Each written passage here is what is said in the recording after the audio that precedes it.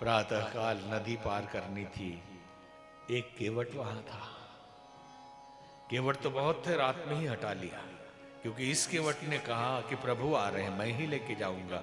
अगर एक ही नाव रहेगी तो मेरी मोनोपोली रहेगी, यहां दूसरी कंपनी का ब्रांड नहीं आना चाहिए, सबको हटाइए, एक ही नाव।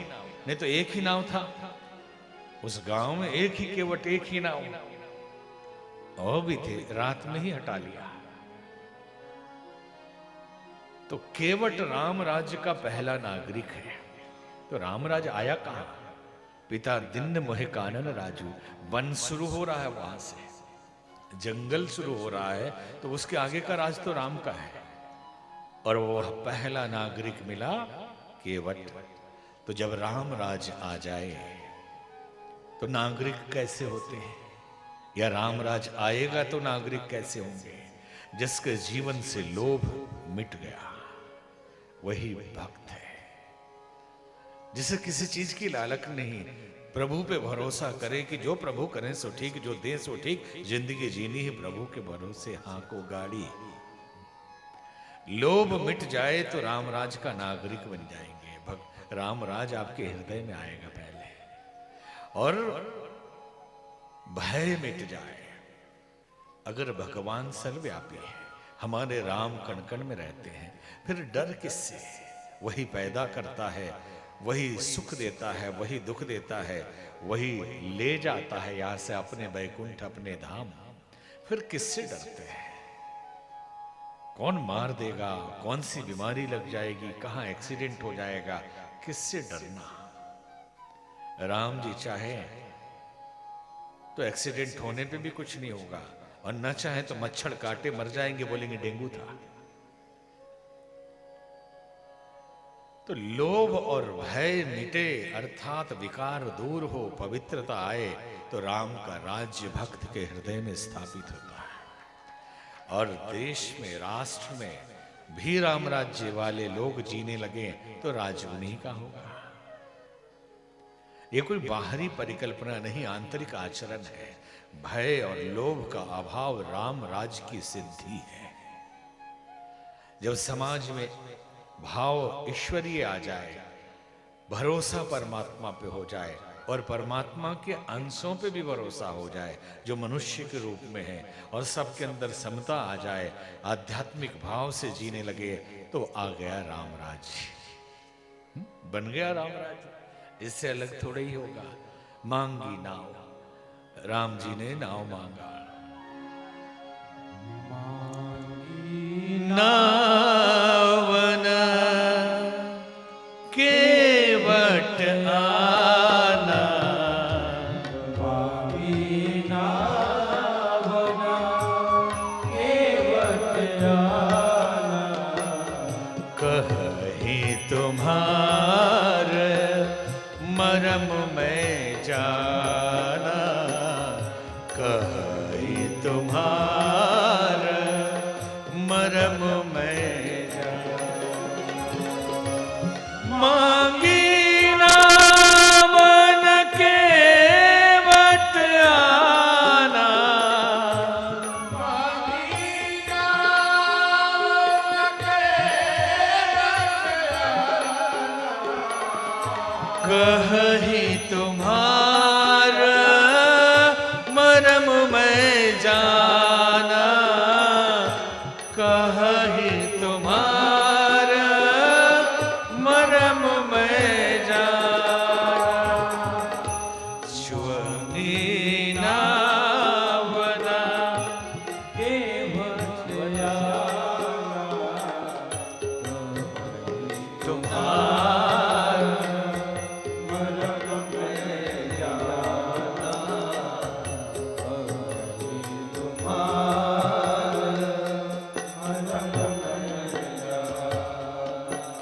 मांगी नाव न केवट आना।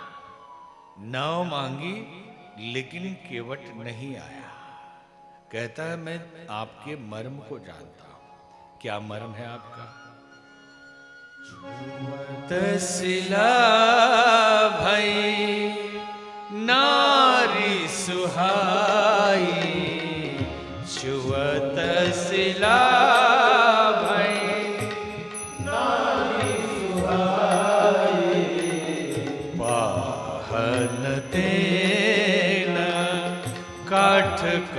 कठिनाई पाहन तेना कठ कठिनाई छुअत सिला भई नारी सुहाई छुअत सिला भई नारी सुहाई पाहन तेना कठ कठिनाई पाहन तेना कठ कठिनाई छुअत सिला भई नारी सुहाई पाहन तेना कठ कठिनाई पाहन तेना कठ कठिनाई। कहा हम आपके रहस्य को जानते हैं। श्वेत शिला भई नारी सुहाई, पत्थर को छू दिया नारी बन गई। कि मेरे तो एक ही पत्नी है, एक ही रहे। नाव को अगर छू देंगे पत्नी बन जाएगी तो हो जाएगी, फिर तो बहुत मुश्किल होगा। और ये भी जानता हूं कि आपके रहस्य को, ईश्वर के रहस्य को एक केवट कह रहा, जिसके जीवन से भय और लोभ मिट जाए वो परमात्मा रहस्य जानता ही है। बोला अगर आपको पार जाना है तो चरण धुलवाइए। जो प्रभु पार अवसि गाच, प्रभु पार अवसि गाच, मोहि पद पदुम पखारन कहो, मोहि पद पदुम पखारन कहो। जो प्रभु पार अवसि गाच, जो प्रभु पार अवसि गाच, मोहि पद पदुम पखारन कहो, मोहि पद पदुम पखारन कहो। जो प्रभु पार अवसि गाच, मोहि पद पदुम पखारन कहो, मोहि पद पदुम पखारन कहो।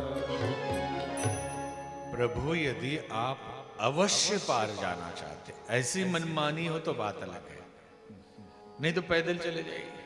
और पानी भी कम था, वो जा भी सकते थे, लेकिन उनको तो तारना है। तो बोले कि बिना चरण धोए तो जाने नहीं दो। तो कहता है केवट, पद कमल धोई चढ़ाई नाव, पद कमल धोई चढ़ाई नाव, ननाथ उतराई चहा, ननाथ उतराई चहा, ननाथ उतराई।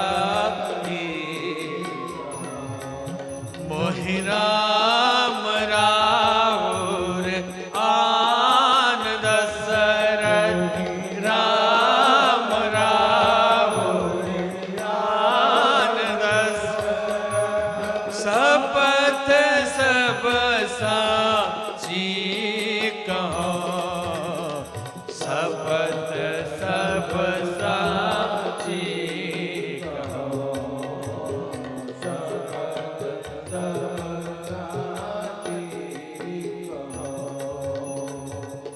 पद कमल धोई चढ़ाई नाव, चरण कमल पखार के फिर नाव पे चढ़ाऊंगा। मैं शपथ लेता हूं आपके पिताजी की कि उतराई नहीं लूंगा। अब इतना सुनना था, लखन जी ने तीर निकाला, बोला मूर्ख दुस्साहसी, भगवान मांग रहे हैं फिर भी नहीं दे रहे हो, पैर धोऊंगा। यहां तक तो ठीक था, अब मेरे बाप तक पहुंच गए तो। अब केवट को आप सोचिए, राजकुमार है, राजा के पुत्र है, मांग सकता था, लोभी नहीं है, नहीं चाहिए कुछ, या डर जाता राजा के पुत्र है तीर मार देंगे।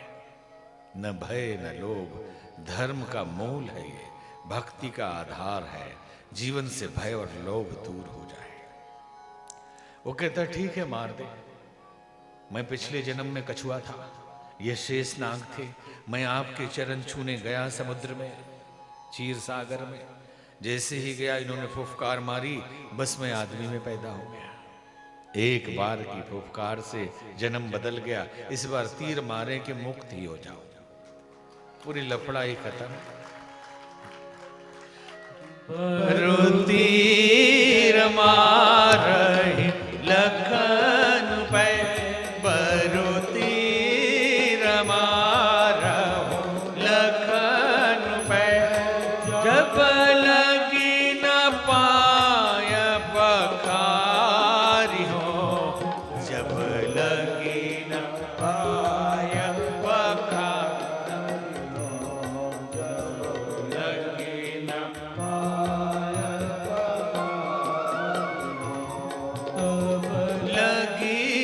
तुलसी दास नाथ, तब लगी न तुलसी दास नाथ, कृपाल पार उतारि हो, कृपाल पार उतारि हो, कृपाल पार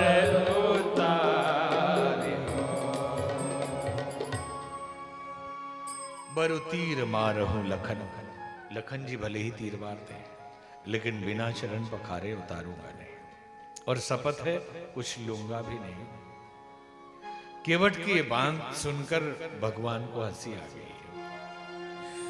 सुन केवट के बैन, प्रेम लपेटे अटपटे, बिहसे करुणा चितई जान की लखन तन। सुन केवट के बैन, प्रेम लपेटे अटपटे। केवट की ये वाणी प्रेम में लपेटी हुई और अटपटी भी है। बिहसे, हंसी आ गई। क्या देखकर? लखन जी और सीता जी को देख के। किसी ने पूछा कि लखन जी को देख के क्यों हंस रहे थे और सीता जी को? बोला सीता जी को देखकर इसलिए हंसे कि आपके पिताश्री ने कन्यादान किया, फिर भी मैंने पूरा पैर नहीं धुलवाया था, और ये फ्री में पूरा धोएगा, इसके लिए हंसी आ गई। और लखन जी को देख के इसलिए हंसी आई कि जब से विवाह हुआ, सेवा का अधिकार जो लखन जी का था वो सीता मैया को मिल गया, और बड़े व्यथित दुखी रहने लगे, बहुत पीड़ा होने लगी। तो एक दिन कहा उन्होंने कि भैया मेरा अधिकार है। बोले उनका भी तो है, आप लोग आपस में फैसला करो। कहा होली है तो होली में बाकी लोग कोई भी आशीर्वाद मांगेंगे, आप यही मांग लेना। भरत जी गए, कुछ और मांगा, शत्रुघ्न जी ने कुछ और मांगा, लखन जी गए, सीता मैया का पैर छुआ, बोले सेवा आज से मैं करूंगा। अब सीता जी को चक्कर आया, गिर गई। दशरथ जी बोले आखिरी अटपटा क्या बोल के आ गया कि चक्कर आ गई? तो बोले ये प्रेम का दर्द है, सेवा का दर्द है, जो दवाई से नहीं जाती। इसलिए गुरु नानक देव वैद बुलाया भेजिया, लेकिन उन्होंने कहा वैद इसके लिए सदगुरु चाहिए। ये वैद, क्योंकि सच्चा सौदा करने वाला ये बाहरी डॉक्टर से इलाज नहीं कराता। क्योंकि दर्द अगर अंदर का हो, भक्ति का हो, समर्पण का हो, सेवा का हो, तो इलाज तो सदगुरु ही करेगा। सुनि केवट के बैन प्रेम लपेटे अटपटे, बिहसे करुणायन। हंसी आई उनको और फिर कहा कि जल लाओ और चरण पखारो। बेगियानो जल पाय पखारो, बेगियानो जल पाय पखारो। होत विलंब उतारहि पारो, होत विलंब उतारहि पारो। बेगियान जल पाय पखारो, बेगियान जल पाय पखारो। होत विलंब उतारहि पारो, होत विलंब उतारहि पारो। केवट राम रजायसु पावा, केवट राम रजायसु पावा। पानी कठौता भरी लैयावा, पानी कठौता भरी लैयावा। बेगियान जल पाए पखारो, होत विलंब पार उतारो। जल्दी से जल लाओ और चरण पखारो, मुझे देरी हो रही है। 14 साल रहना है, अभी तो निकले ही है, तो अभी क्या देरी हो रही है। लेकिन बहुत लोग इंतजार कर रहे हैं वन में। तो कई संत अलग अलग तरीके से व्याख्या करते हैं कि केवट लेके चला कठौता, पत्नी ने रोक लिया, रोने लगी कि काश हमारे पास भी सोने और चांदी के कठौते होते तो प्रभु के चरण हम इसी में पखारते। तो केवट कहता है नहीं, सोने चांदी के होते तब भी हम इसी में पखारते, क्योंकि जब नाव डूबती है तो यही बचाता है। और सोने चांदी तो मिट्टी पानी सोख नहीं पाते, ये तो सोख लेगा चरण रज और उसी में आटा गूंथते रहना। केवट ने पार करने के लिए धोना शुरू किया पैर, तो उसी में खड़ा कर दिया कठौते में। तो हिलने लगे तो बोले अगर आपको गिरने का खतरा हो तो मेरा सिर पकड़ लीजिए। संसार गिरने लगे, डूबने लगे तो परमात्मा का सहारा होता है। ये भक्त इतना कमाल का है कि भगवान को ये बोल रहा है कि अगर आपको गिरने का खतरा है तो मुझे पकड़ लीजिए। और भगवान उसका सिर पकड़ते हैं और खूब बोध होता है। फिर ये भी कहते हैं कि जमीन पे पांव मत रखिएगा, फिर से धूलिकन लग जाएंगे। लेट गया और अपने ऊपर से पार कराया, और पार कराने के बाद बोला लाइन में खड़े हुए, पंक्तिबद्ध रहिए। बोले सब लाइन में? बोले नहीं, आपके आगे भी कुछ लोग खड़े हैं, आपके आगे हमारे पूर्वज खड़े हैं, उनको भी पार करना पड़ेगा। क्योंकि आपको कर्म कांड तो सिखाया होगा, श्राद्ध तर्पण आती होगी। तो एक भाई बोली और एक तर्पण करी, तो श्राद्ध तर्पण करा दी अपने पूर्वजों की। पद पखारी जल पान करी, आप सहित परिवार, पितर पार करी प्रभु ही पुनि,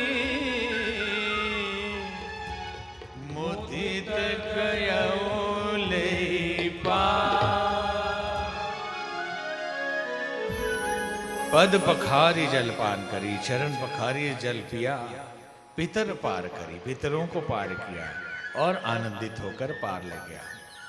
मुद्रिका सीता मैया ने दी, नहीं लिया, और कहता है नाथ आज मैं काह न पावा। जो आपने दे दिया वो बहुत है, और फिरती बार देखेंगे। और ये भी कहे नाई से न नान ले, धोबी से न धोबी, हम एक ही जाति के हैं। आपको हमने यहाँ पार किया, आप वहाँ पार कर